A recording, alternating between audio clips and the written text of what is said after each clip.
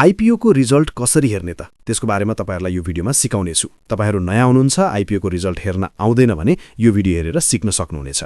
Okay, IPO को result हेर्नको लागि तपाईले सुरुमा गुगल अथवा क्रोम ब्राउजर अथवा कुन ब्राउजर युज गर्नुहुन्छ त तपाईहरु त्यो ओपन गर्नुहोस् र माथि सर्चमा तपाईहरुले iporesult.cdsc.com.np लेखेर तपाईले यसरी सर्च गर्नुपर्ने हुन्छ।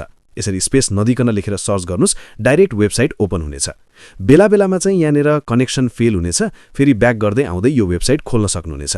अथवा यो वेबसाइटको लिंक चाहिँ म तपाईहरुलाई कमेन्टतिर पनि राखिदिनेछु, डाइरेक्ट त्यहीबाट पनि आउन सक्नुहुनेछ।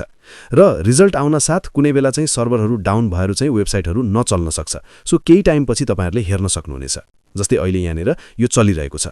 अब यसरी यहाँनेर कुन कम्पनीको रिजल्ट हेर्ने हो त त्यो यहाँनेर टपमा देखाउनेछ रिजल्ट अपडेट भइसकेपछि। सोलो हाइड्रो पावर लिमिटेडको रिजल्ट आएको हो र यसको अपडेट पनि भइसकेको छ। त्यही भएर यहाँनेर टपमा यो कम्पनी देखाइसकेको छ। यसरी तपाईले कम्पनी सेलेक्ट गर्नु भएपछि अब यहाँनेर बीओआईडी नम्बर यानी कि डिमेट खाता नम्बर जुन चाहिँ 16 वटा डिजिटको हुन्छ त्यो कम्प्लिट तपाईले पुरै लाउनु पर्ने हुन्छ।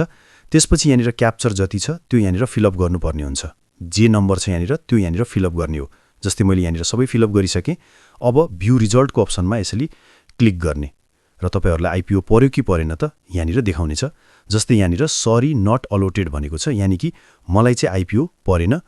र यदि तपाईहरुलाई आइपिओ परेको भए चाहिँ यहाँनेर कंग्रेचुलेसन अलोटेड 10 किता अथवा कति किता परेको त्यो देखाउने थियो हरियोबाट। सो तपाईहरुलाई चाहिँ यो आइपिओ पर्यो कि परेन त कमेन्ट गर्नु होला।